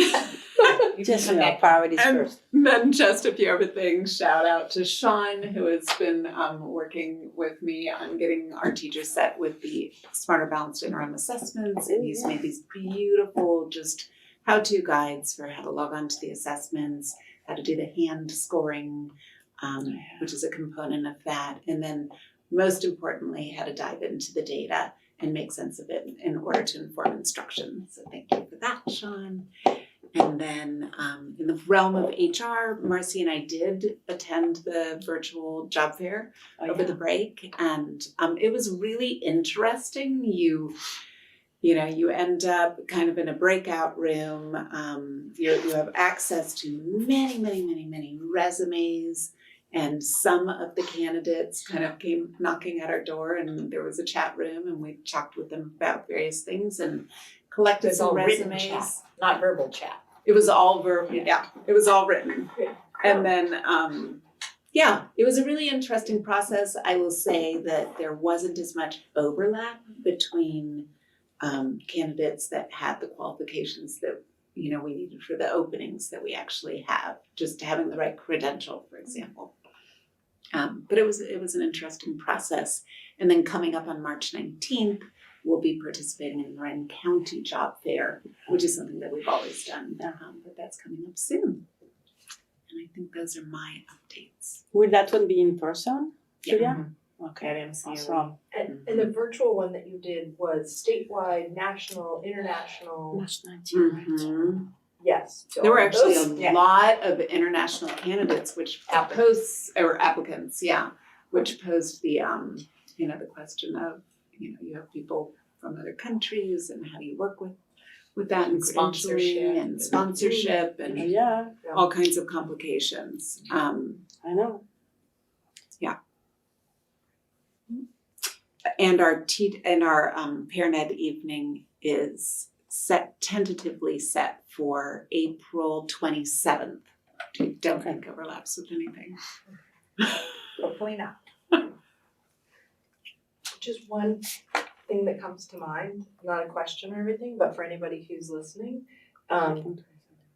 the intersection between MTSS, meaning multi-tiered system of supports for people who aren't familiar with MTSS, and I noticed this when I was looking at the Racial Equity Action Plan, that there's for people who might be reading through our agenda items or our information and they see, oh, that's MTSS, it's not equity, or that's social emotional learning, it's not equity, but actually if you look at the Racial Equity Action Plan, there is a real nexus between the multi-tiered systems of supports and the social emotional learning, The integration. and integration of all of those. And so I was just, for anybody who's listening, wanting to just highlight that there's an intentional integration for those topics. And so when you're reading through things and you see MTSS or social emotional learning, that's often interconnected with a lot of the racial equity work. So just acronym flags for people who are. And I should say that when we talk about mathematics instruction, there is a lot of equity work around that. When you think about just how mathematics plays out in our K-12 system, but that's for another day. That's another meeting. Thank you. Thank you, Julia. And Eric, anything, Director of Student Services? Yeah, sure. Bunch of stuff going on, of course, in the special ed world. We're super excited. We had posted back in the fall a .2 position for an MTSS special education partner. And really the purpose of that role, much like the MTSS wellness partner, is to have someone really overseeing and helping to coordinate and create more cohesive practices across the department, and to take strategic actions when it comes to identifying professional development or really looking at some topics of key critical interest, like reading intervention, for example, or our math curriculum. And Julia has been involved in supporting our special ed teachers as well when it comes to math, because that's a big topic. So super excited that our veteran resource teacher from White Hill, Dan McLaughlin, interviewed and accepted the role, and is going to be getting started this spring. And so that's just tremendous for our district. And I would argue that he has already been carrying so much responsibility for really seeing not only White Hill, but really the rest of the district department through the incredible challenges of the pandemic, supporting new staff, and really helping get us better aligned with the transition from 5th to 6th grade, while also, of course, managing the really complex task of handing our kids off to the high school district.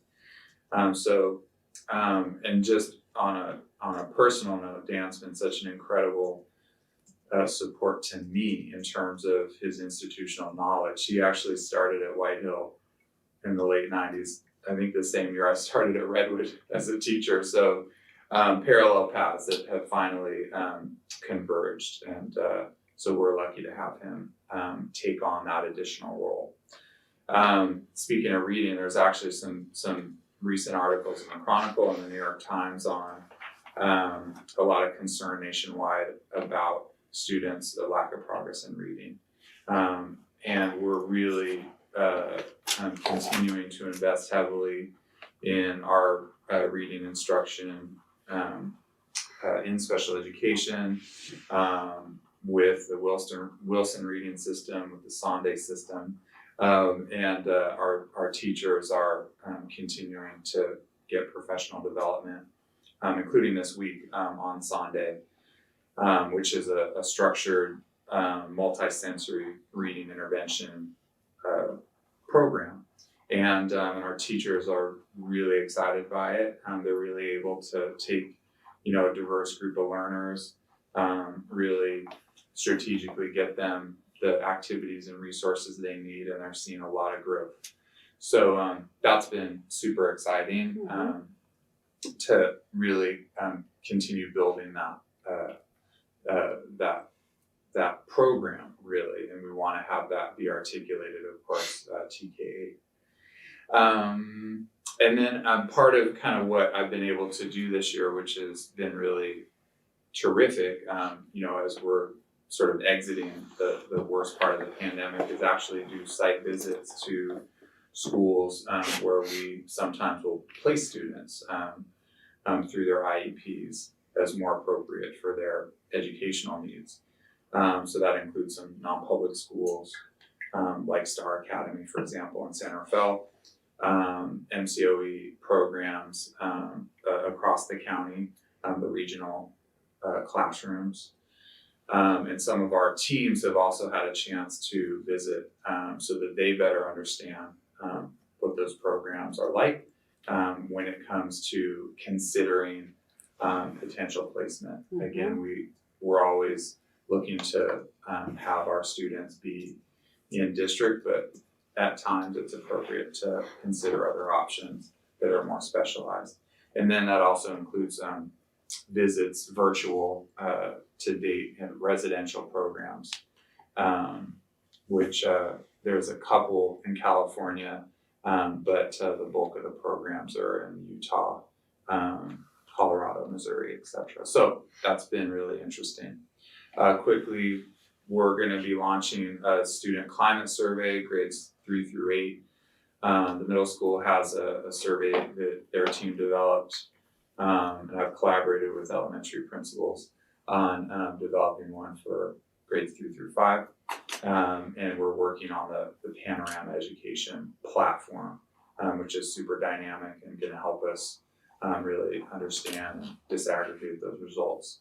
And so we're asking questions around student connectedness, relationships, their perception of their teachers and what they're learning, and also questions that are very equity centered and also centered on students' experience of acceptance and the overall climate of their campuses.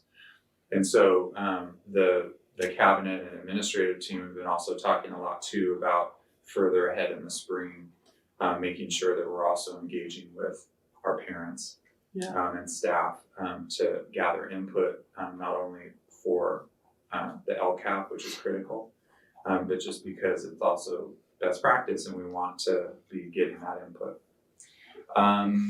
Transition efforts are underway, preschool to TKK, 5th to 6th, 8th to 9th. The spring goes quick. And that's a tremendous amount of effort from the special ed team. We have our English language learner teacher team administering the summit of LPACs in March and April. Last week, we hosted virtually the parent night for family life, 5th grade, otherwise known as puberty education. And so that was a ton of fun.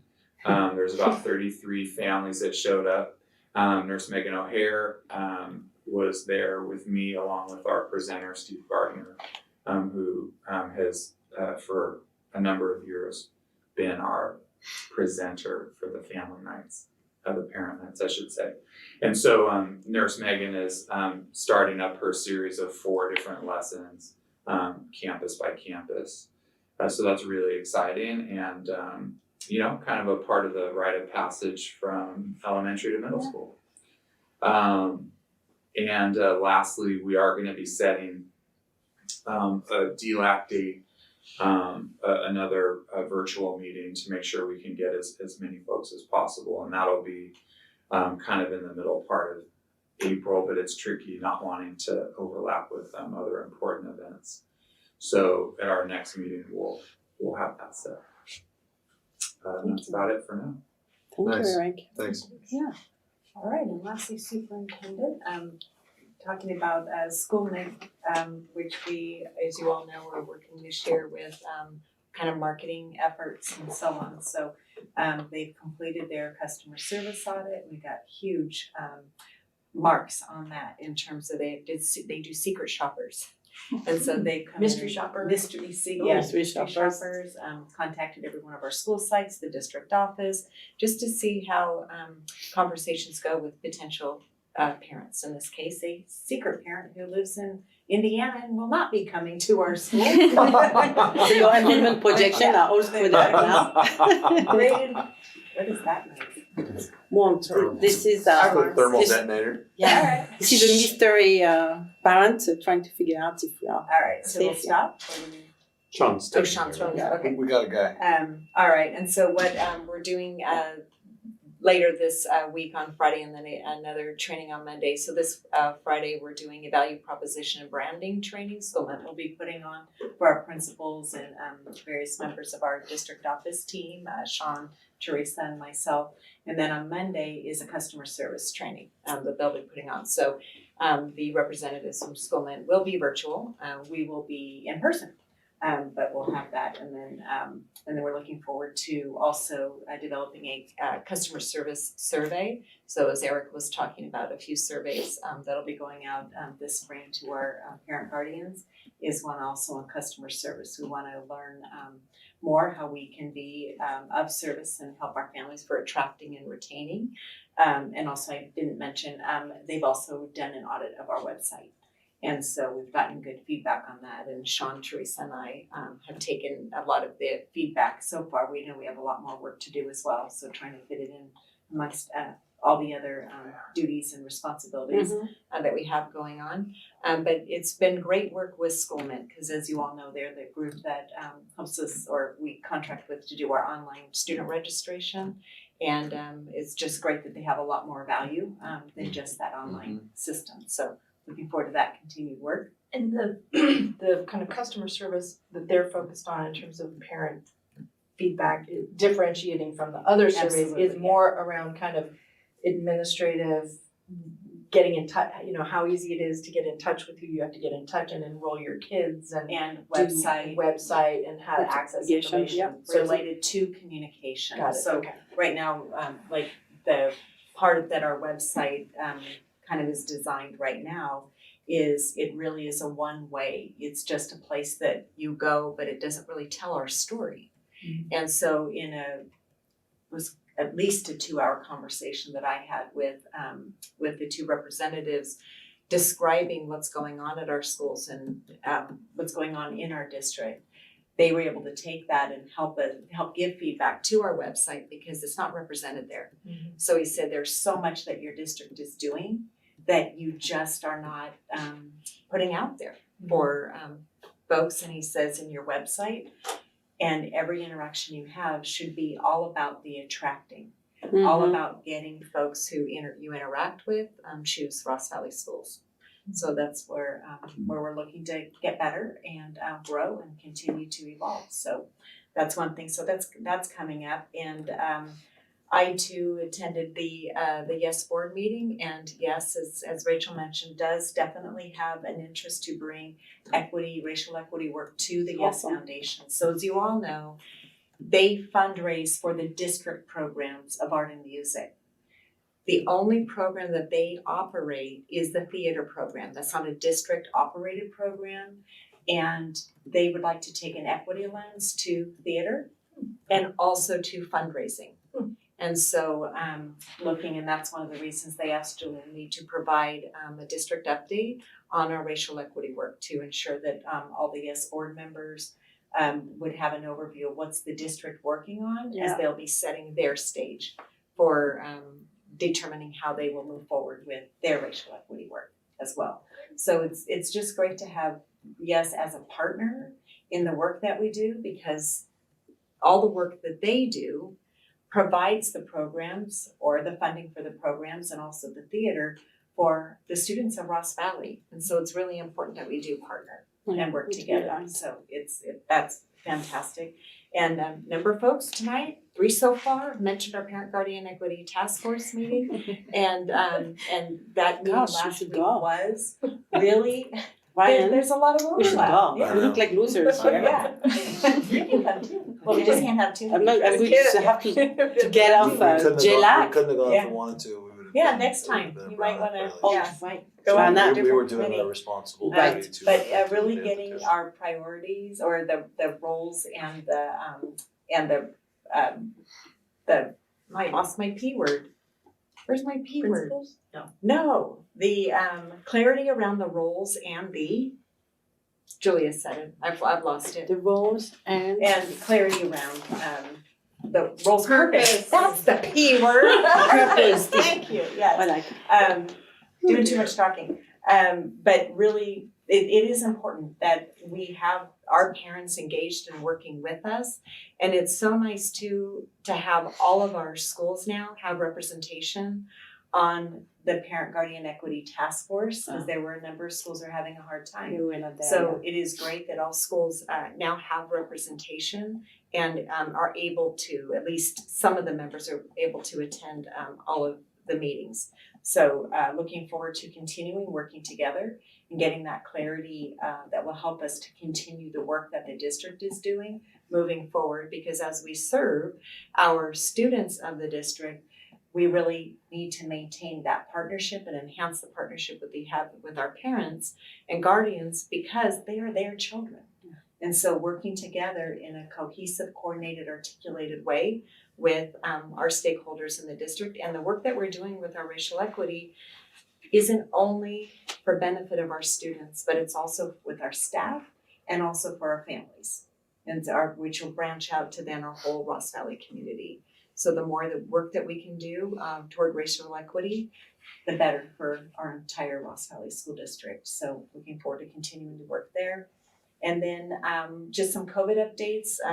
As you all know, the mask requirement is going to be lifting. And for our district, we don't have any activities planned for over the weekend. So for our schools, they will begin, the mask requirement lifting will begin on Monday, March 14th.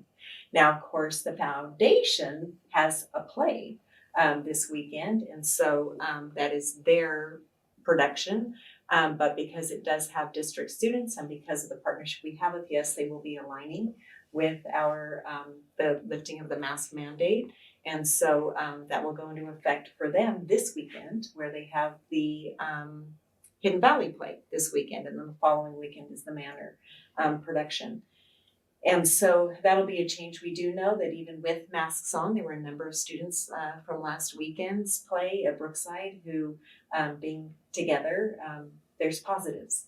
And so we're working with the county to provide testing this Friday for all of the Brookside players to be able to get on-campus testing, which will be the end of the 5th day of the quarantine, even though they're able to continue to attend school. Still, with the relief of the masking mandate, it's now strongly recommended that folks still wear masks while on school grounds. It's strongly recommended because of the community transmission rate. So the state CDC has shifted the way that they're looking at transmissions to determine the level of masking or other strategies related to COVID. And one of them has to do with what they're calling COVID-19 community transmissions, and that has everything to do with hospital rates and then the balance between new admissions and hospital beds being filled, and then just community transmissions. So in Marin County, because we don't have a lot of folks in hospital beds and being admitted, we're low on the COVID-19 community transmissions, but we are high in the community transmission. And that has to do with the number of folks per 100,000 of community. So because Marin County is in the high for the community transmission rate, the CDPH, in accordance with the CDC new framework that they're looking at, that they just rolled out, and our Marin Health and Human Services is strongly recommending. So we're updating our mask signage, but that's really all that's changed. I mean, folks still need to be vigilant, still stay home when not feeling well, monitor for symptoms, and if testing positive, to implement the quarantine and isolation guidelines. And so right now we're waiting for the CDPH to update its guidelines for schools. So they, even though they've implemented the change to the mask requirement beginning after March 11th, they have not updated their guidelines for schools yet. And so MHHS is waiting to update the 32-point guide plan. And once they know what the CDPH has done. Listen. Excuse me. So we're waiting for that, and then at that point, we'll update our school plans. Nice. So what we know is we'll still have to be vigilant, still being careful for the transmission, For sure. and still hope that folks do continue to get vaccinated if able, and also to continue testing. So the new, if you haven't heard, we'll be messaging this out to the community. The federal government is issuing another round of test kits that can be signed up through the USPS. And so we'll be getting that information out to the community. And then still folks have access to testing through their healthcare provider, needing to provide or reimburse their members through the insurance for up to 8 in a month. So with that, let's see, Golden Bell we're planning for. So Golden Bell is an annual awards ceremony, and it's a countywide, and that is going to be taking place on Thursday, May 26th. And this year we're going to hold it at at Redwood High School in the outdoor amphitheater. And so we're anticipating not having it needing to be Zoom this year. So we're moving forward. I'm on the Golden Bell committee, moving forward with an in-person event. And all of our selections and nominations will be due on March 14th. So that's coming up quickly. And so our sites are determining their selections for their certificated entrance. And then we are looking at, our district is allocated for classified selections. And so every district has a certain allocation based on ADA. Actually it's based on enrollment. maybe. And so our district gets 4. And then this year, in terms of another element that we get to select is either community partner, volunteer, and so we're working on identifying who our district will put forward for that. And then we will be we get to nominate up to 2 classified employees for Classified Employee of the Year. And our 2 nominees for that will go up against all countywide nominees. And then a committee of past recipients will determine which of all the nominations countywide will get the Classified That's a good way to do that. And then, let's see, I think that's about it this year. Educator of the Year is nominated. The Teacher of the Year from Warren County has already been determined, so that person will be honored. And then Trustee of the Year is another category as well. So looking forward to another wonderful year with Golden Bell. We will come back at the April 12th board meeting with an honoring and recognition of our own local selections as well as our nominations, because even if our nominations don't get selected at the countywide categories, they're Golden Bells to us, and we will still Awesome. want to recognize them here. Yeah. And let's see, I do want to just echo too what Julia said about the district-wide grade level meeting last week that Amanda led. And Julia, you were there too, partnering with Amanda to lead that. It was truly amazing and fantastic. I was out with one of the groups, site groups, and the conversations were fantastic and amazing. The engagement and the in-depth conversations to continue to push forth our racial equity work is outstanding, remarkable. And again, thank you, Julia, for leading our work there. And I think I've covered everything. Okay, sorry, I'm very tired right now.